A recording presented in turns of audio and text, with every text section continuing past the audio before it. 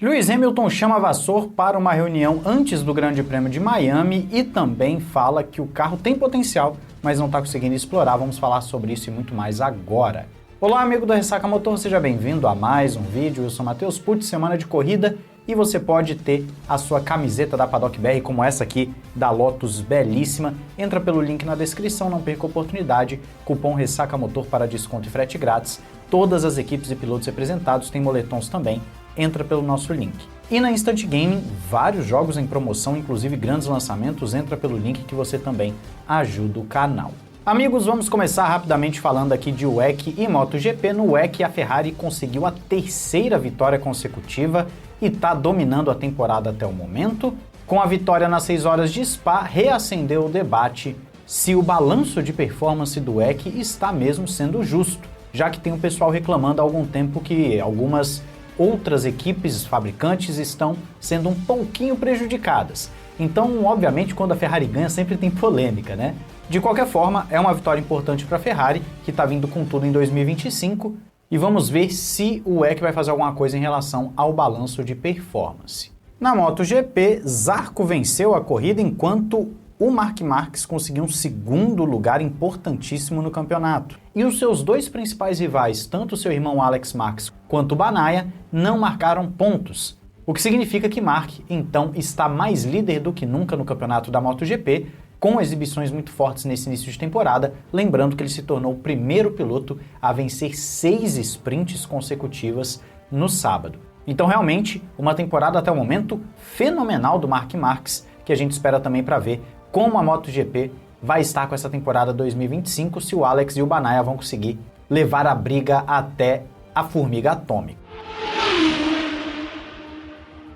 Voltando ao mundo da Fórmula 1, nós temos aqui Mick Schumacher como um assunto interessante voltando à tona, voltando à cena na categoria principal.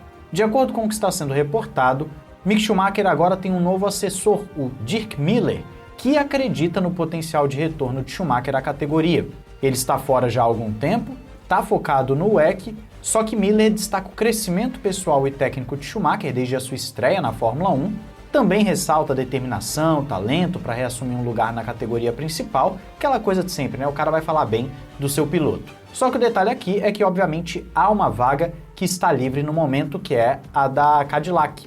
E o Schumacher entra na briga por essa volta, sendo um piloto que já tem uma certa experiência com Fórmula 1, é jovem, ainda tem um tempo de auge, vamos assim dizer, além de carregar um nome muito forte. Pode ser um atrativo, sim, para a Cadillac, caso ela queira ter esse combo. Muito se fala que a Cadillac vai atrás de um piloto americano e um outro experiente de Fórmula 1.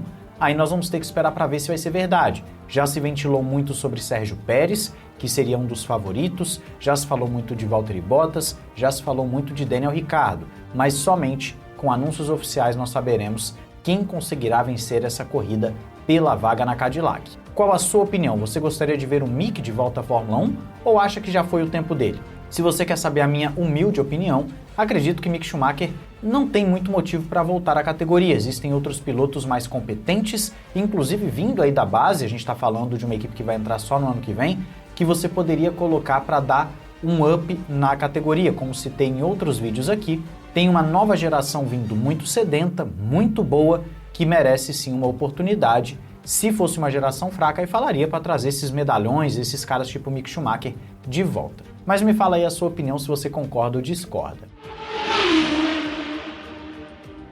Partindo agora para a Ferrari, nós temos duas situações interessantes envolvendo Lewis Hamilton. A primeira é que ele teria chamado Frederic Vasseur para uma reunião secreta antes do Grande Prêmio de Miami.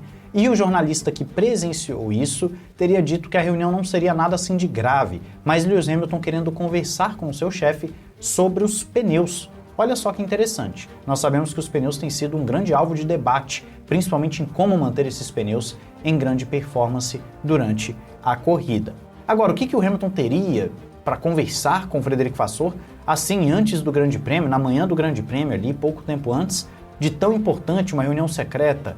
Repito, ele não parecia como algo urgente, mas ainda assim soa um pouco estranho, ele poderia resolver isso posteriormente, numa reunião pós-corrida, etc. Será que tinha alguma configuração, alguma coisa que ele tinha pensado, que ele tinha escutado, que ele tinha chegado à conclusão com seu engenheiro em relação ao carro? aí nós nunca vamos saber. Só que o outro ponto interessante mesmo em relação a Lewis Hamilton é quando ele dá entrevista pós-corrida, porque ele acaba confirmando alguns pontos daquilo que nós vimos já em outras matérias, como sendo rumores sobre a Ferrari. Hamilton afirma que sim, existe a performance ali no SF25, eles só não podem usar. O que isso confirma pra gente que está acompanhando toda essa novela da Ferrari há algum tempo e que está entendendo o que está acontecendo ali? Se você não assistiu um dos nossos últimos vídeos, nós falamos sobre uma série de problemas que a Ferrari vem tendo em suspensão, carroceria, caixa de câmbio, a parte traseira como um todo, né, a aerodinâmica, correlação de dados, etc., né, além, obviamente, da capacidade de gerenciar os seus pneus, a janela de funcionamento. Mas o que o Hamilton então estaria confirmando? Justamente que o problema da Ferrari é em conseguir achar a configuração que o carro se mantenha estável ao longo de uma corrida para então desbloquear todo esse potencial. Esse potencial significa que vão bater de frente com a McLaren? Não necessariamente. Significa apenas que a Ferrari pode andar melhor do que ela tem andado. Nós sabemos que quando o Hamilton ganha aquela corrida na China, na sprint da China, muito se fala, a Ferrari chegou, a Ferrari está entendendo e tal. Só que depois, quando ela tem posteriormente a desclassificação dupla, principalmente falando sobre a prancha do assoalho, aí nós vemos que existe um problema que não é fácil de resolver e a Ferrari está botando muita fé de que vai conseguir resolver esse problema ainda em 2025. De que o próximo upgrade, que terá uma parte em Imola, mas a parte principal em Barcelona, de acordo com o Frederic Vasseur, esse próximo upgrade seria o ponto de virada da Ferrari, até porque ela está contando muito com a mudança de regulamento em Barcelona. A mudança não é nem de regulamento, né, mas a diretiva que muda um pouquinho a forma com que as equipes estarão utilizando as suas asas dianteiras, a construção, etc. Algumas equipes já até confirmaram que vão sim modificar sua asa dianteira por causa da nova diretiva. E eu não duvido que isso aconteça com as 4 grandes, Ferrari, McLaren, Mercedes e Red Bull. Dito isso, quando o Lewis Hamilton vem a público falar que eles sabem do potencial, mas que o potencial não pode ser utilizado, aí fica a pergunta: eles sabem como resolver esse problema? Eles sabem como atacar esse problema? Porque o que nós temos visto na Fórmula 1 no efeito solo, contrariando o que alguns falam aí nos comentários, falando, poxa, mas você está falando que os caras erram? Sim, eles erram. Eles são extremamente inteligentes, são caras que têm um conhecimento muito profundo, excelentes em suas áreas, só que ninguém é perfeito. E nós temos visto que a correlação não tem funcionado para várias equipes, e no caso da Ferrari, desde o meio de 2022 com a diretiva técnica, simplesmente eles não conseguem acertar efetivamente o carro. Tem aquela pergunta que vocês mesmos já fizeram algumas vezes do porquê a Ferrari não quis continuar com o carro de 2024, ela quis mudar tudo. O que importa pra gente agora é que Lewis Hamilton está confirmando o caminho da Ferrari e nós vamos então esperar para ver o que acontece, principalmente em Barcelona, mas em Imola já deve ter alguma coisa para a Ferrari. Me diz a sua opinião e expectativa sobre a Ferrari aí nos comentários, não esqueça de se inscrever e ativar o sininho para não perder nada aqui no Ressaca Motor. Um grande abraço, valeu e falou!